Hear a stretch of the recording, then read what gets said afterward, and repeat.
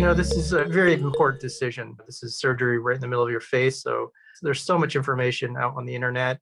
It's hard to sometimes decipher what's right for you, what's not appropriate for you. So the first important step is to find the surgeon's qualifications. And a basic way to look at that is to look at their board certification status. Also, seeing if they're credentialed with local hospitals. That helps kind of screen out some of the aspects of their education and also credentialing process. With that said, every surgeon's different in terms of what they specialize in. So the second question I always recommend is, always asking how many of these procedures that they're doing. You want to have someone who's really having a large practice with the specific procedure that you're interested in.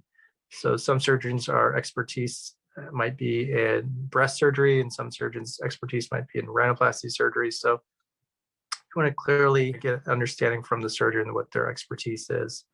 The other questions that come up a lot and I think are very important are learning the process involved. So every surgeon has a different way of approaching the surgery and understanding how they perform the surgery. So basic questions like what type of anesthesia is involved, how long does this procedure take, what's the recovery process typically entail for these patients, and also understanding some of the risks involved with some of these surgeries. As this is surgery, we want to do this in a safe manner and make sure it's appropriate for everyone.